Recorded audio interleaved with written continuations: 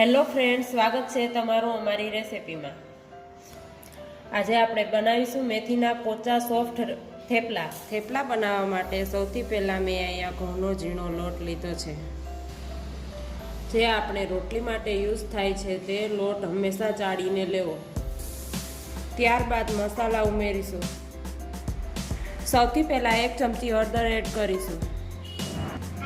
હળદરનું પ્રમાણ થોડું વધારે રાખીશું, તો જ આપણા થેપલામાં સરસ કલર આવશે। હવે અડધી ચમચી ધાણા જીરું પાવડર, થોડી હિંગ, થોડા જીરુંને હાથેથી ક્રશ કરીને એડ કરીશું। અડધી ચમચી લાલ મરચું પાવડર, સાથે આપણે 1 થી 1.5 ચમચી જેટલા તલ એડ કરીશું। તેની સાથે સ્વાદ પ્રમાણે મીઠું એડ કરીશું। ત્યારબાદ મોણ માટે થોડું તેલ એડ કરીશું। તેનાથી થેપલા પોચા અને એકદમ સોફ્ટ બનશે। ત્યારબાદ આપણે અહીંયા લસણ મરચાંની પેસ્ટ લીધી છે। તેનાથી આપણા થેપલા એકદમ લીલા અને સ્વાદમાં ટેસ્ટી લાગશે। હવે આપણે આની અંદર 1 બાઉલ મેથી લીધી છે। મેથીને ધોઈને જ પહેલાં ચોપ કરી લેવી। ચોપ કર્યા બાદ ક્યારેય ધોવી નહીં। અડધો બાઉલ લીલા ધાણા એડ કરીશું। હવે આપણે આમાં કોઈ પણ વસ્તુ એડ નહીં કરીશું। હવે આપણે આ બધી વસ્તુને બરાબર મિક્સ કરીશું।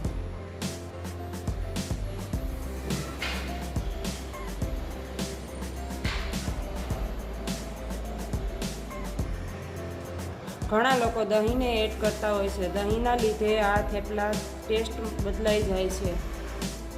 જો તમે દહીં નહીં નાખો તો તમારા થેપલા વધુ ટેસ્ટી બનશે। દહીંનો યુઝ ક્યારેય ના કરવો। હવે આમાં થોડું થોડું પાણી નાખીને સોફ્ટ લોટ બાંધતા જશું।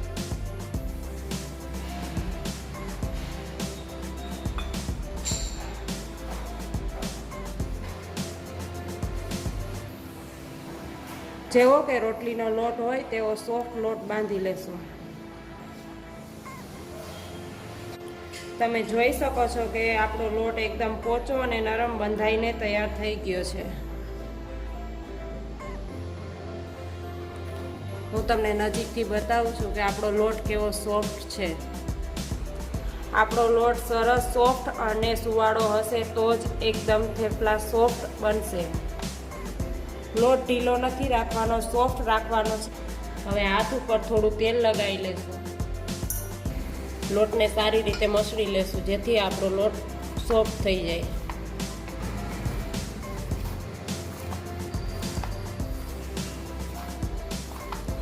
હવે લોટને ઢાંકીને 5 મિનિટ માટે રેસ્ટ આપીશું, જેથી કરીને તે સેટ થઈ જાય અને એકદમ કૂણો થઈ જાય। હવે આપણો લોટ સોફ્ટ અને કૂણો થઈ ગયો છે। ત્યાર પછી લોટને 1 થી 2 મિનિટ સુધી મસળીશું।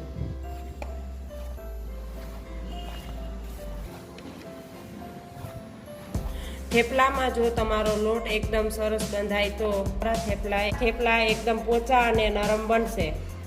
તેથી લોટ હંમેશા એકદમ સરસ બાંધવો। થેપલાનો લોટ બાંધવામાં વધુમાં વધુ 7 થી 8 મિનિટનો ટાઈમ લેવો, તેથી તમારો લોટ એકદમ સરસ બંધાશે। હવે આપણે લોટમાંથી એક નાનો લુવો લેશું।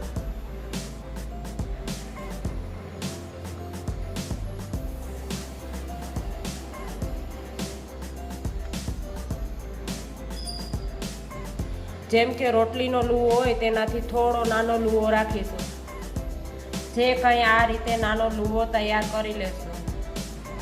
બધા જ લુવા એકસાથે તૈયાર નથી કરવાના, નહીં તો થેપલા ચવળ જેવા થઈ જશે। જેમ જેમ થેપલા બનાવતા જશો તેમ તેમ લુવા તૈયાર કરતા જશો।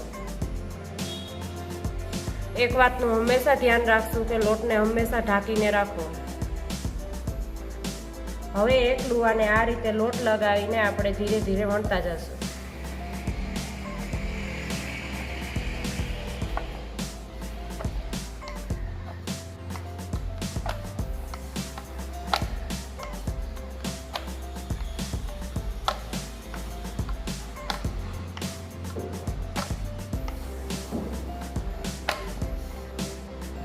નોર્મલી રોટલી હોય તેનાથી થોડું પતલું વણી લેશું. જે રોટલી વચ્ચેથી જાડી અને પોળેથી પતલી હોય છે, થેપલું બધી જ બાજુથી એક સરખું હોય છે, એટલે તેને ફરતી બાજુથી સરખું વણી લેવું, જેથી કરીને થેપલા એકદમ સરસ બને. મેં અહીંયા થેપલાને આ રીતે વણી લીધું છે. હું તમને નજીકથી બતાવીશ કે આપણું થેપલું બધી બાજુથી એકદમ સરખું છે. થેપલામાં લોટ ચીપકેલો હોય, જેથી આપણા થેપલા લોટ ચીપકશે નહીં. આપણે આવી રીતે બધા થેપલા વણીને તૈયાર કરી લઈશું. થેપલાને આ રીતે એક ઉપર એક રાખી લીધા છે. બધા થેપલા આ રીતે વણીને તૈયાર કરી લીધા છે. અહીં તવાને ગરમ કરી લીધો છે.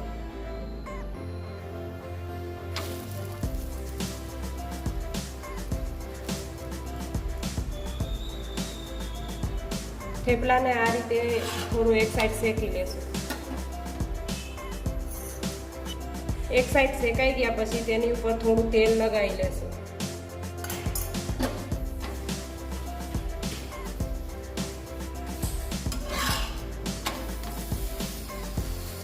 તેલ આપણે વધારે નથી લગાવવાનું, નહીંતર આપણા થેપલા વધારે તેલવાળા થઈ જશે. થેપલા શેકવામાં ખાસ ધ્યાન રાખવું કે એને ફેરવ નહીં કરવાના. ગેસની ફ્લેમ પણ સ્લો રાખશો તો તમારું થેપલું ચવળ જેવું થઈ જશે. તેથી થેપલાને ફટાફટ શેકી લેવું અને બહાર કાઢી લેવું.